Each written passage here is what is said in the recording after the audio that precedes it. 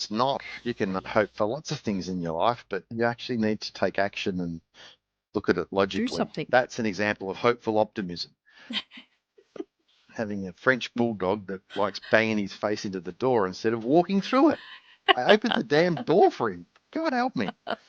And even to the point when we've had issues with some people in our business and we've finally made the decision to make a decision,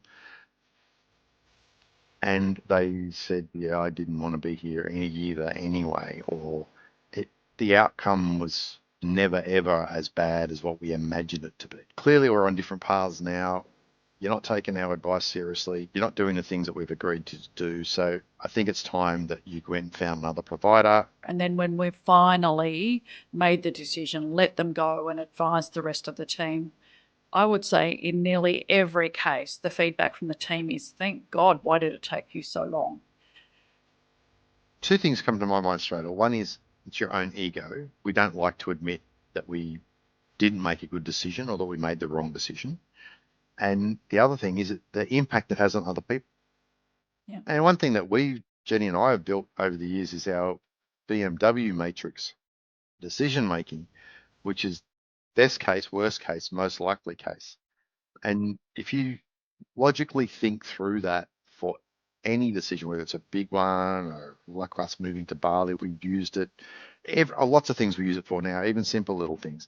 The fact that you've thought through the process of the different scenarios that can happen, then when it comes time to implement one of those scenarios, or one of those scenarios gets implemented on you from an external, you know what to do. When you finally rip the band-aid, like I say, it's 36 hours, right? 24 hours of pain thinking about it, doing it, 12 hours after that, and after 36 hours, no one is going, Bill who? Like, we don't even remember what COVID was. We Traumatic, have very short catastrophic memories. thing in our life, but we got over it. Move on. Get over yourself. Make the damn decision, because my experience is that you can put anything in front of people in your business, training, coaching, they will not self-help themselves, right? It's Especially rare. engineers, because their purpose for doing what they do is they love solving problems for other people. So they will go and do the ticket. They will go and work on that project.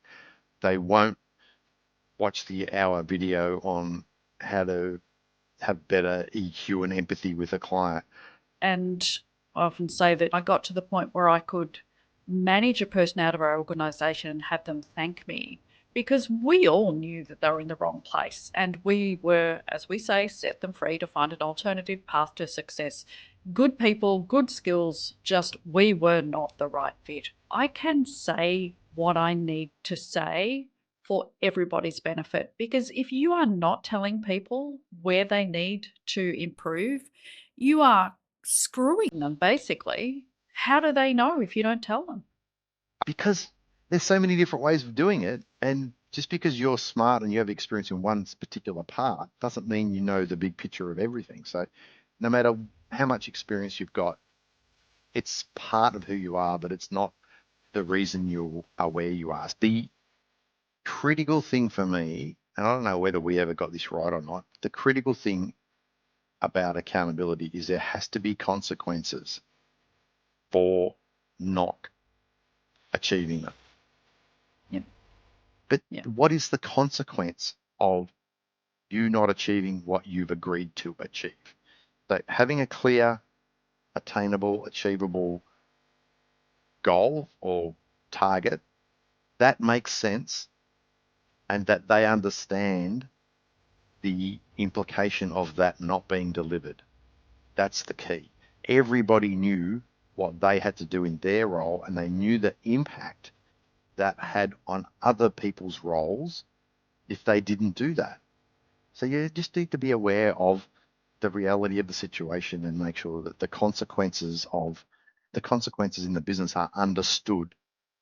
About if you don't do your job, if I don't sell anything, we have no projects, we have unhappy customers, they leave, we have no money to pay salary, you leave, your kids can't go to the private school anymore, you can't go on a holiday to the Gold Coast.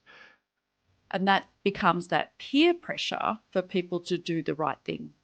So accountability in that case it can be quite harsh. But what's the rest of the people in that team? They know that person isn't doing the right thing. They are now being held to account. They've got to announce it publicly. And as a manager, you don't need to do much because everybody else is going to be on that person's backside going, get your shit together. What gets monitored, what's get measured, gets done. So you also have to be careful with that, is you don't have negative measurements, things that by people focusing on that has a negative impact somewhere else.